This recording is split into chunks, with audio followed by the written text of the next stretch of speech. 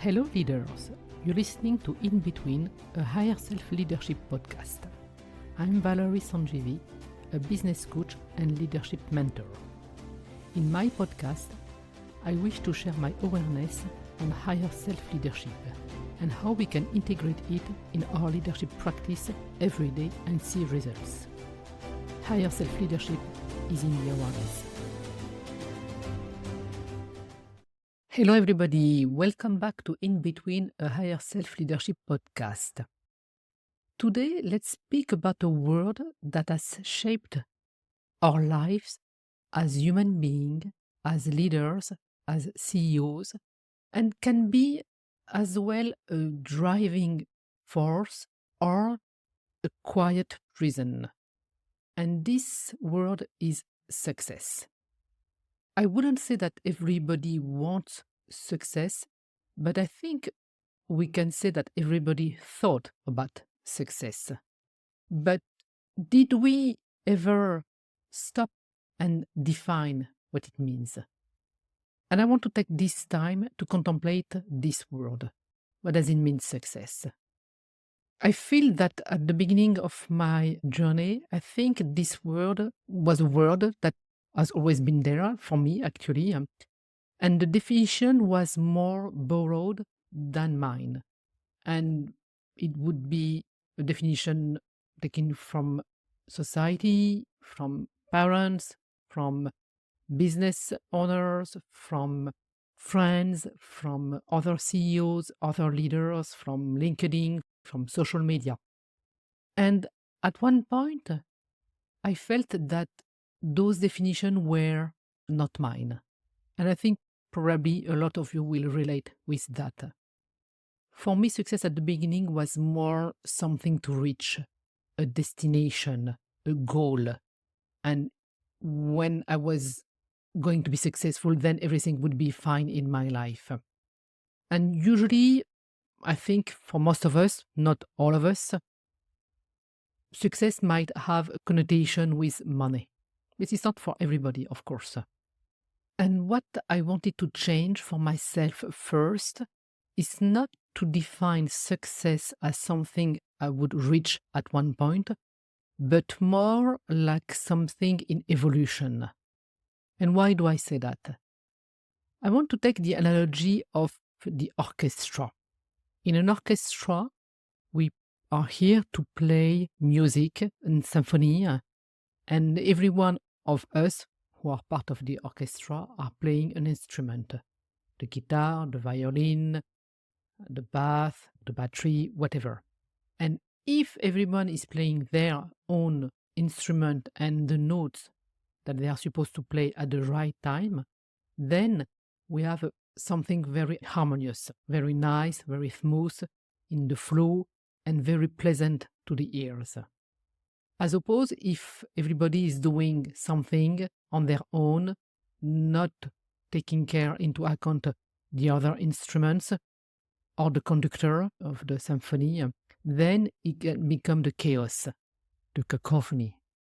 The reason I'm using this analogy of the orchestra is that on my journey, the contemplation of the word success brought me to the fact that success, it's more something that we are here to accomplish, not only for us, but for the collective.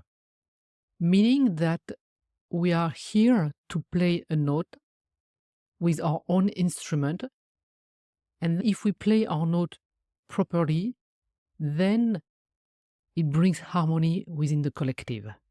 So it can't be someone else's note. It can be only me playing my note. And if I want to go a little bit further, the note that I'm playing is very much related to the mission I'm here to lead. So my mission is not anyone else's mission, it's my mission. So if I'm here to lead my mission and everybody else is leading their mission, so playing our note, then the vibration that we are providing is very much in harmony. So we are in harmony. I am in harmony with myself. I am in harmony with my mission. I am in harmony with the collective and I bring harmony to the world. And that's when I feel for me that we are successful. So again, like I'm saying, it has both an individual and a collective dimension. It's not something that I can reach on my own, which is very much isolated, but it's to look with a bigger perspective, like a very large symphony. And when we play it with integrity, with whatever we are here to play, then everybody can enjoy it and can benefit that. That's how we get in service to the collective, to the world. So if we decide to play our unique tone and to play it, fully, unapologetically, we contribute to the collective harmony. It brings fulfillment to us and to the world. And then we can inspire other people to play their own note, to lead their own mission. And the more we play our note and we lead our mission, the more there is harmony, and then the better and the more pleasant it is to live in this world. I said earlier, it's not a target, it's an evolution, a process. So why do I say that? Because I feel that success can always be mastered. More fulfillment, more mastery of our leadership, more mastery of leading our mission, more mastery of our humanness, more mastery of playing our note, more mastery. And I think mastery doesn't have any ending. We can always, be more. When I say it can always be more, it's not about more in terms of metrics. I think actually success goes beyond metrics. I don't think there is any metrics that is here to define success the way I'm speaking about, which is more like a purpose-activated momentum, which is more like an individual resonance in service to the collective creation, which is more about harmony than anything else. And I think in leadership, there is this task about activating in everybody else their abilities or their capacity to lead their mission. If leaders can activate people in playing their note, in being in harmony with themselves, with the mission, with the world, with the collective, then I think we reach our own mission, again as a collective, not necessarily as individuals. The second reason I'm saying there is no matrix, it's because I really feel it's not about what we build, the empire that we want to build. It's not about the tangible stuff. It's more about who we become. And if we become this harmonious note that we can play and serve the collective and be fulfilled by this note, because this note can really fulfill us at a level that I can't even imagine, then for me, this is what is success. It's like a soul note, a soul frequency.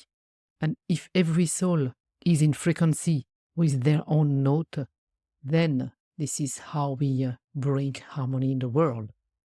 So we contribute to the world. Success can be as well seen as in harmony with our inner compass. And because we are in harmony with our inner compass, then we are in harmony with the world. For me, again, if we are able to bring, by playing our own note, the best symphony to the world, then we are all winners at the end of the day. And I think that's what some people call fulfillment. Am I fulfilled? I am fulfilled because I am full of my own frequency, of the frequency of my soul.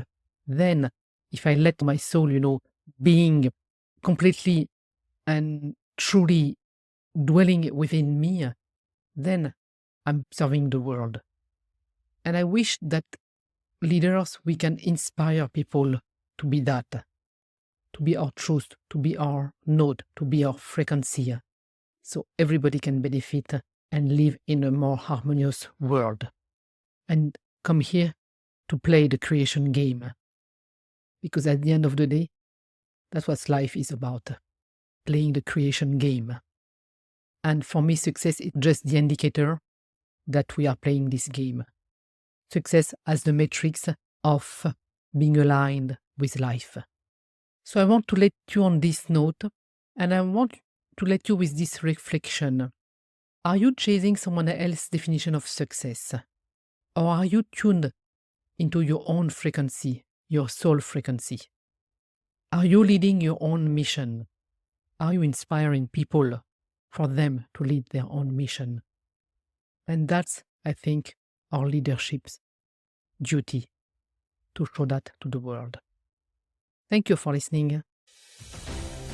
Leadership in Action. See you soon in the next episode.